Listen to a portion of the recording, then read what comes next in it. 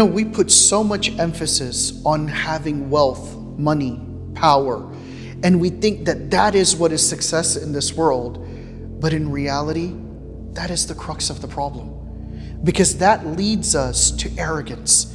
And arrogance can completely destroy anything and everything we do, not just in this worldly life, but also in the hereafter.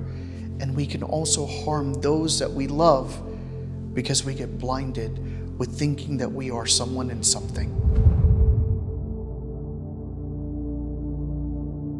Now, Ibrahim alayhi salam gets married to Sarah radiallahu ta'ala anha. And as they are married, they leave the city and they have other companions with them. But when they leave the city, there's a king by the name of Nimrod, who has now started to hear about this famous incident that has taken place where a person was thrown into the fire and he was saying that don't believe in these idols, and yet that fire did not burn him. And now he's proclaiming that there's one God. He was challenging Nimrod, and Nimrod saying that he was God himself, that he proclaimed it himself. A'udhu billah. So Ibrahim alayhi salam never have met Nimrod. He starts to travel, and when he goes to Nimrod, he sees him. And Nimrod, he then goes to him and he says, well, I hear you're calling people towards the oneness of God. What if I was to tell you that I am the Lord? Ibrahim alayhi salam smiles, and he says to him, he says that if you were the Lord, then why don't you do what my God does, what my Ilah does? He gives life and he takes life. Can you do this? So Nimrod said, that's simple. And he calls out to one of his helpers and he says, hey, come. You know those two prisoners that were set to be killed, that were going to be punished with the death penalty? Bring both of them. And he brings them over. And when he brings them over, subhanallah, he says, you there on the right, you're forgiven. You go. And then he says, the one on the left, go ahead and take him out. Have him killed. And they kill that man. And then he turns to Ibrahim alayhi salam and he says, you see, I can give life and I can take life. I have the exact power that you're talking about that your Lord has. Ibrahim alayhi salam tactically knows that this is a person who is jahil.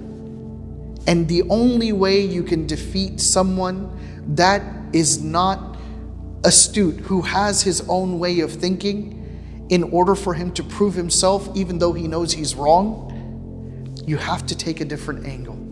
So what does Ibrahim alayhi salam do?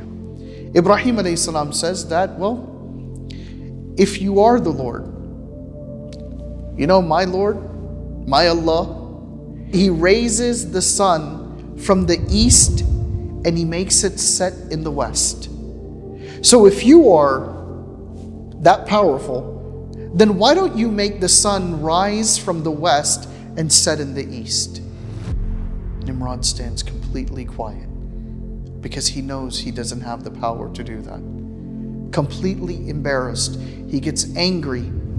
So Ibrahim alayhi salam leaves, and when he leaves, subhanallah, Allah sends down a malaika, an angel.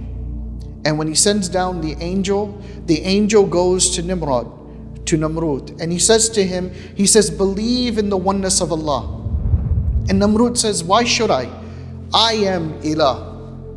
And then the angel again says to him, believe in the oneness of Allah. And he says, no, I am Ilah. Nimrod, when arrogance just completely encompasses you, like we read in Surah Yasin, وَجَعَلْنَا مِن بَيْنِ أَيْدِيهِمْ سَدًّا وَمِنْ خَلْفِهِمْ سَدًّا فَأَغْشَيْنَاهُمْ فَهُمْ لَا يُبْصِرُونَ. That when the chains of pride and arrogance are just strangling you on your throat, and you have these chains that are holding up your neck, and you can't even see inside of yourself because you have such pride in you, you fail to see you're wrong, and you fail to see what others see. And then he goes to the angel and he says, I am Ilah. And the angel says, I'm telling you the last time, accept Allah. And he doesn't accept him. So the angel then says to him, you bring your army and I will bring my army. What was the army of the malaika? What was the army of the angel? It was the junood of Allah subhanahu wa ta'ala. Anything that Allah wants can become His army. And what does Allah subhanahu wa ta'ala use in this moment? He brings a flock of insects. And these insects start to encompass the whole army of Nimrod, and they start to eat away. And then Allah orders one insect to fly into the nose of Nimrod, and it goes inside of his brain, and it starts to bother him and pain him, so much so that Allah subhanahu wa ta'ala disgraces Nimrod, because now that pain is so unbearable that he puts his head down and he tells people to hit him. And people are beating him upside the head and embarrassing him and humiliating him until he dies. That is what happens when we become too arrogant. That is what happens when power gets to us, when wealth gets to us. We must realize that power, wealth, money, status, none of this matters. What matters is La ilaha illallah.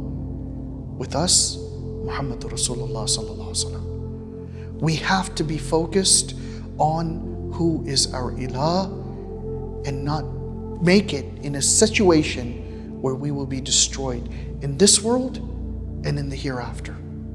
Now Ibrahim alayhi salam, he doesn't even hear about this situation. He starts to migrate and he goes with Lut alayhi salam, and they go to a place called Ur. Ur is the Jordan Valley. And from Ur they go and they settle down in Palestine, where he appoints Lut alayhi salam to stay put and to start to give dawah.